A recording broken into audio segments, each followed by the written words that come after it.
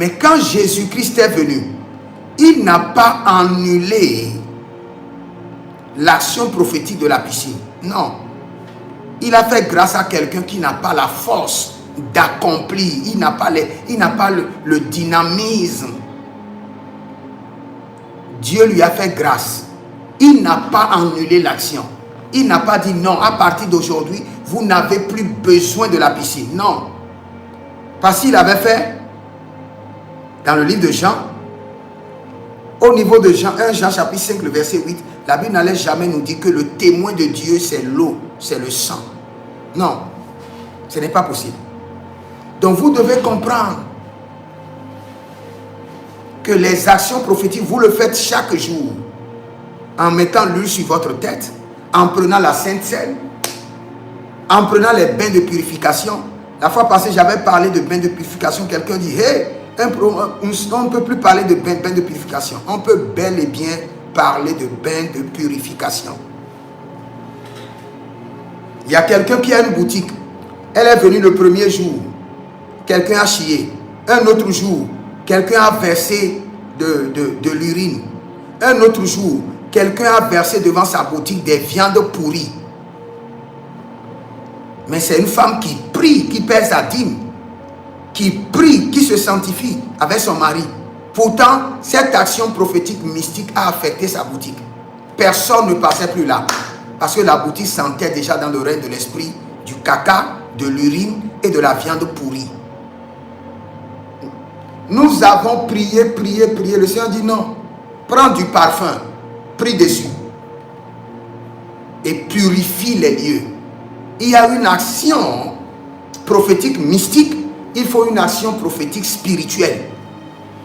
C'est vrai que nous prêchons autel contre autel. Mais nous devons commencer par prêcher aussi action prophétique contre action prophétique. Seulement, nous ne devons pas nous laisser à l'action prophétique. Nous nous laissons au Saint-Esprit.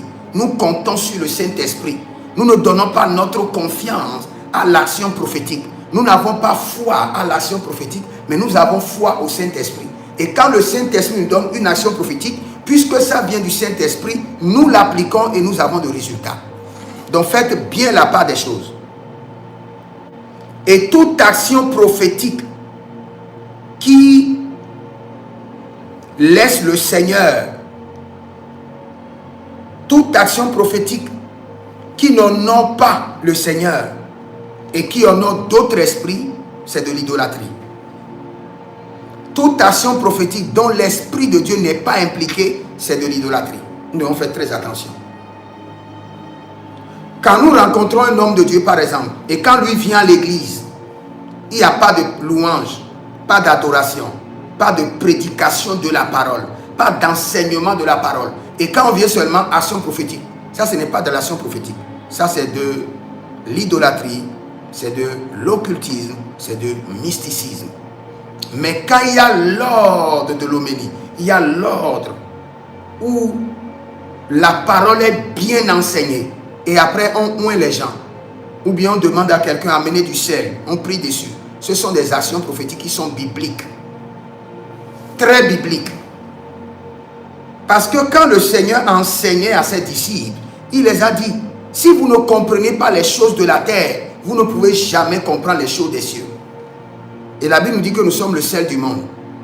Donc si nous prenons le sel et nous demandons à quelqu'un, oh, la manière dont tu as des rêves, où tout le temps tu vois des gens verser des substances maléfiques sur ton corps, prends le sel, prie dessus et lave-toi avec. C'est légal. Nous ne sommes pas en déphasage avec la parole. Nous ne sommes pas contre la parole. Nous reconnaissons la parole et nous utilisons l'esprit et nous utilisons la science de l'esprit.